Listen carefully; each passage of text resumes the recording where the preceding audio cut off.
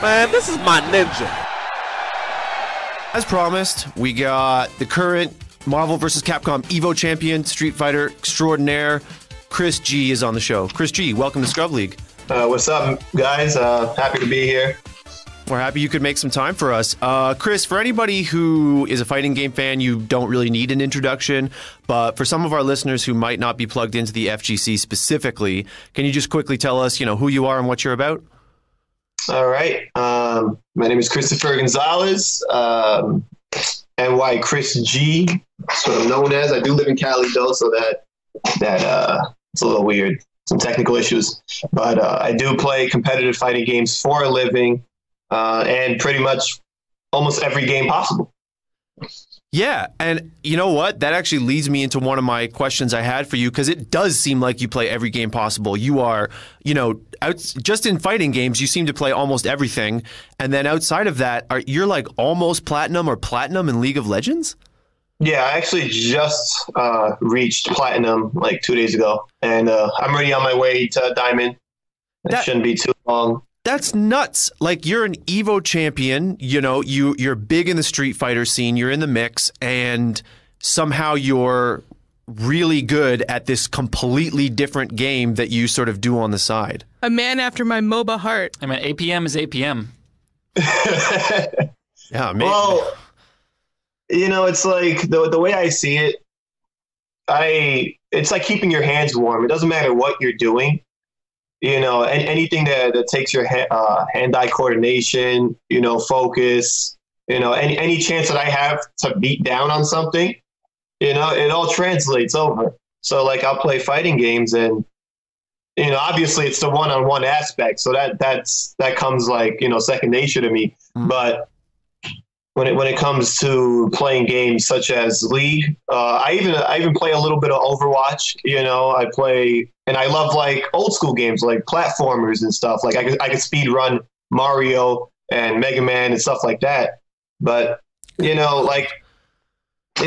it comes to League, I'm still 1v1ing people. It's just now there's a team involved. So like, So in lane, I'll win lane. My team skills aren't really the best because I'm greedy, but it's like, again, I'm just there to hurt. I'm there to beat someone down. I want them to feel salty. Okay, so Chris G plays team esports like he plays a single esport. Just the lane is just a one-on-one arena, right? Yeah, it's the 2D I'm lane. really curious. How do you go from, playing fighting games all the time? What made you pick up LoL specifically? What made you pick up a MOBA? It was actually random.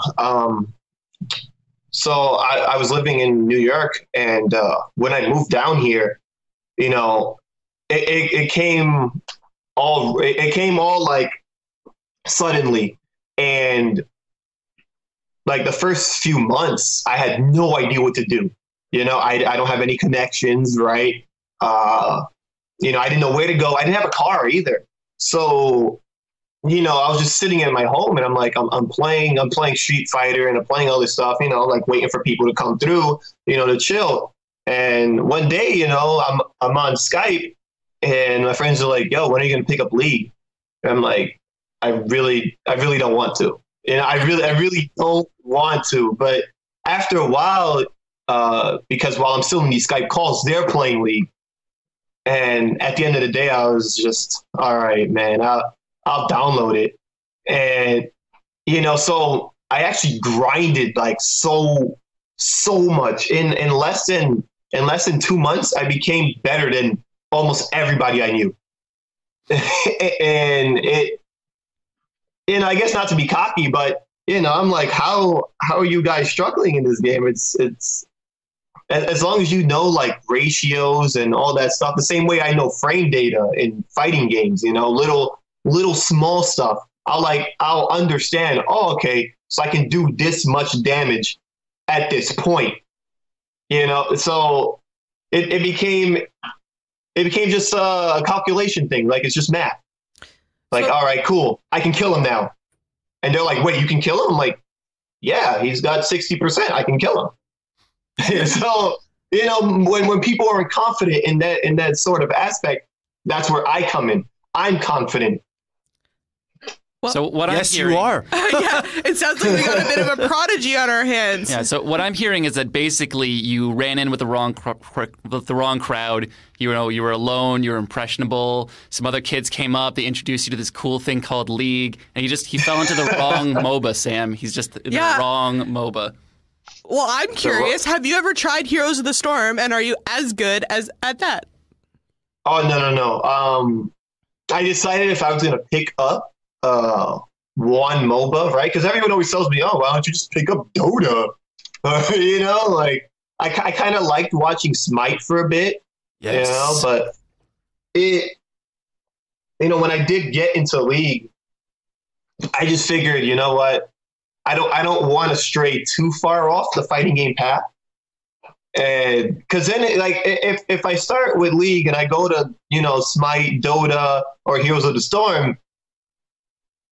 I'm going to put too much time into it. And I realized that 2 years ago when I got 9th at EVO because I played way too much League. And the focus was just all over the place. And I realized after that it was a problem, that I can't be trying to stray off from fighting games that much. That makes sense, Chris. By the way, I know you just got a PS4. You should totally get Smite for PS4. Come through on that, because that's the one that I play. Because League is a bit too much for me. Now, I don't want to let you two guys hijack this conversation too much. I got to steer it back to my fighting games, okay? Just got to point it back here. You take this one, Colin. It's all you have. Colin needs his fighting game fixed. I do. So, as of this recording, last night, Chris, you went over patch notes for Street Fighter V Season 2 really extensively. I caught most of it between bathroom breaks, but what's your general impression of Season 2 now that it's, as of this recording, day 1 of Season 2? It seems that Capcom is confused.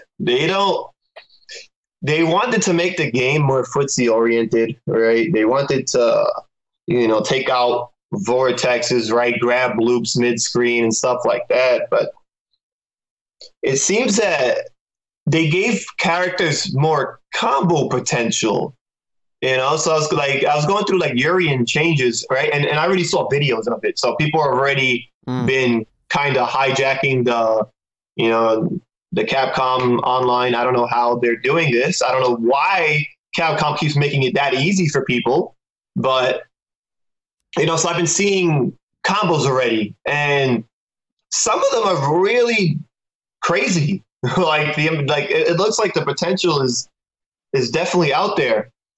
So, by reducing damage, but giving people more options, it doesn't really change anything, actually. It's just now you just gotta push a little bit more inputs to get the same results. You know what I mean?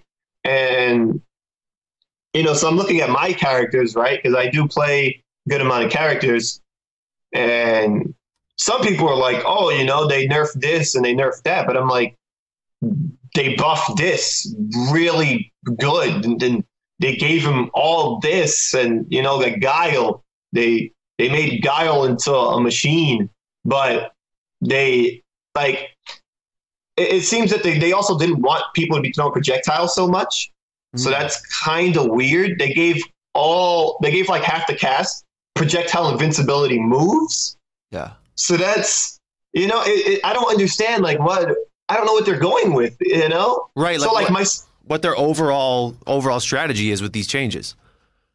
Yeah, exactly. I actually don't even know, because it seems that they're going one route, and then I look at some of the other changes and I'm like, wait, I guess that doesn't work.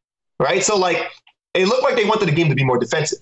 Okay. Right. So I'm like, okay, you got more defensive options, but then they took away everyone's wake up meterless dragon punch. And I'm like, wait a minute. So if Ryu can't do uppercut on wake up, that's less defensive.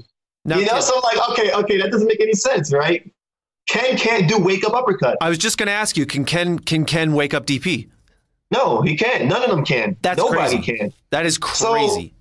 Exactly. So I'm like, okay, so now you need to waste meter in order to be invincible. So I'm like, okay, I guess the trade off is good. But then they made so in this game, when you get hit, when you block something, right? There's two types of chip damage. You have the special moves which drain your actual life when you block something. And then the gray damage. And then you have the gray damage, the white health, where when somebody jabs you or punches you or kicks you, your life is draining, but it's like, it's shaded out, white. So if you run away long enough, if you don't get hit long enough, you'll recover that life back. But, right, so I'm like, okay, again, they're trying to make this game more defensively. They made that recovery longer. So I'm like, what again, what is your point? What are you trying to do with this patch? And I guess, later today, right, tomorrow, yep, we'll find out the hard way, right? All I know is that my characters they might just be top 3 in the game now. Well, so all I know is that I feel like for the next 2 weeks, it's just going to be online. Akuma, Akuma, Akuma, Akuma, Akuma. It's all going to be Akuma. Now, Akuma damage looks insane. Yes. I did see a combo already where the guy dies in 2 hits. So, that's always nice. That's something. You play one of your 3 that you were mentioning is Urian, and that's who I work with, Urian. And it sounds like, okay, one of my favorite things about him is the projectiles, right? Is the, what do you call it? The diagonal upwards one, that kind of thing? Yeah. So if you're saying that they're trying to get rid of projectiles, that's kind of bad for me. Plus, I'm not the best on input. I'm kind of a scrubby player. So I don't know. This is not sounding too good for yours truly. Yeah. So like, Cammy, right? They try to nerf the top tier characters, right? Right. So Cammy has a move, her EX drill on the ground. It goes through projectiles, right? But it's not instant. So it's like you can't just like YOLO it out when a projectile's coming at you. Right. Now they changed that to frame 1, which means it's instant. So that's cool, right? It goes through projectiles. Great. Abuki, her EX command grab, it goes through projectiles. That's cool. Frame 1. All right. Laura, her EX command grab, the one that actually dashes forward, it's invincible. All right, well that's nice. So it's a little weird. Again, I don't understand. It's like they want people to get in more, but I just thought that you were trying to make this game more footsie based. Whatever. Now, speaking of Ibuki, who you do use, that's a character I really wanted to see become viable, and it sounds like in Season 2 she might be. Yes, she looks really scary right now. I was looking through all the changes, and there's just so many. It really is. Like, she's got way more combo potential. They made some of her useless moves 100% useful now. So, and again, she has projectile invincibility move. So, it looks like she can get in really quickly now, and she can stay in, which is very important for a character such as Ibuki. Yeah, I mean, sounds like I'm about to try Ibuki. I think maybe tomorrow I'm going to unlock that DLC, spend that fight money and try her. Now, Chris, a lot of people, they may know you for Marvel vs. Capcom above all. Obviously, MvC Infinite is coming out late in 2017. I feel like there's a lot of people like me who maybe watched the game but didn't get into it. And now that there's all this hype around this game, I want to get into it. I want to go, get that Marvel vs. Capcom 3 for PS4 that was announced. Can you just give me like basic noob advice for Marvel vs. Capcom? Who to pick, who to learn the game with? For Marvel 3. Yeah, for 3. I actually have a video that I made, and I called it Team Simple.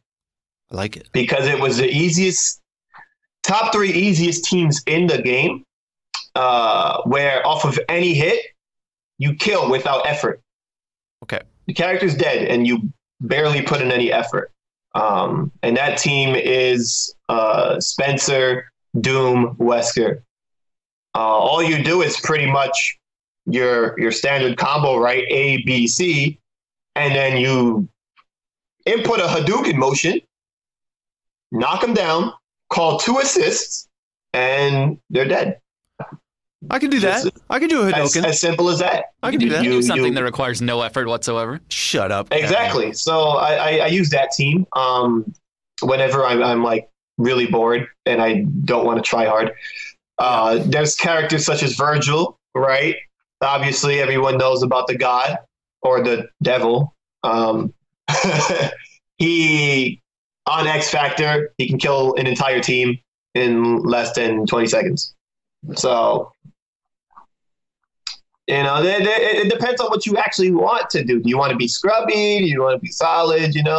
I want to be solid, but I want to start off with something that's not going to break my heart, where it's like it's like the situation where you get a fight, you get Street Fighter, right? And you go online, you're like, I know how to play this game, I can do it, and you just get stomped. You're like your first 100 matches and it breaks your heart. So I want to like win a couple games here and there, get myself started.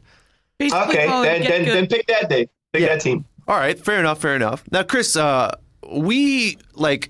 heard about the Smashbox thing, right? Now, we've talked about this on the cast before, and we might get into it later if we have time, but I was just wondering what kind of input you use, like what kind of stick you use when you're playing fighting games.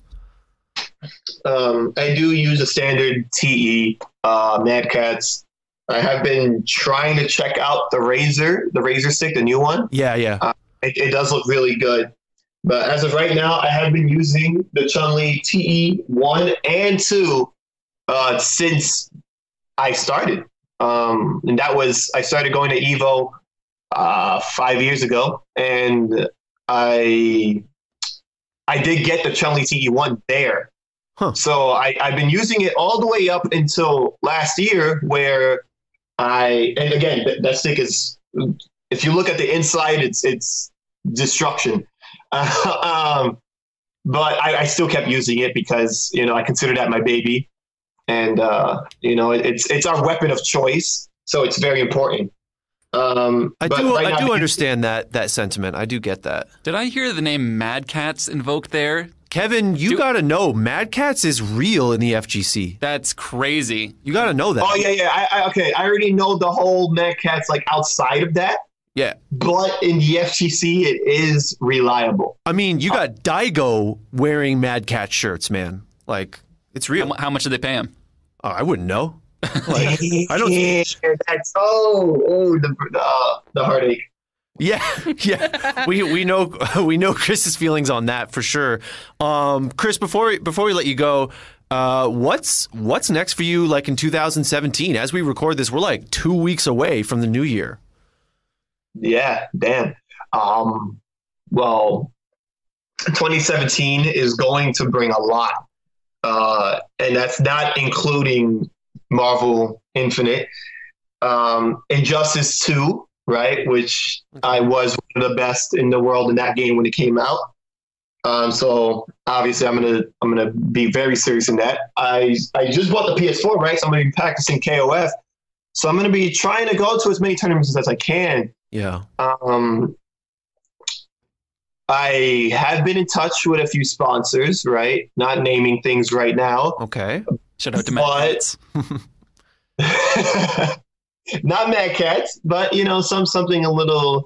something with some prestige, and hopefully that works out. And if it does, early on next year, I should be sponsored, and I do plan on going to as many tournaments as I can. So if I can do that, then you just might see me more like I used to before. Well, right. Hopefully we can have you back on the cast to talk about it when you finally ink those details. And you can come back on and tell us all about it. And to celebrate your many victories.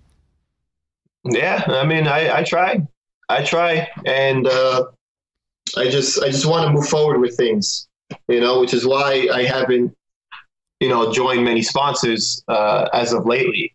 Yeah. Well, we do hope that works out for you, and we do hope they can provide you with what you need to, like you said, move forward and go to all the tournaments you can.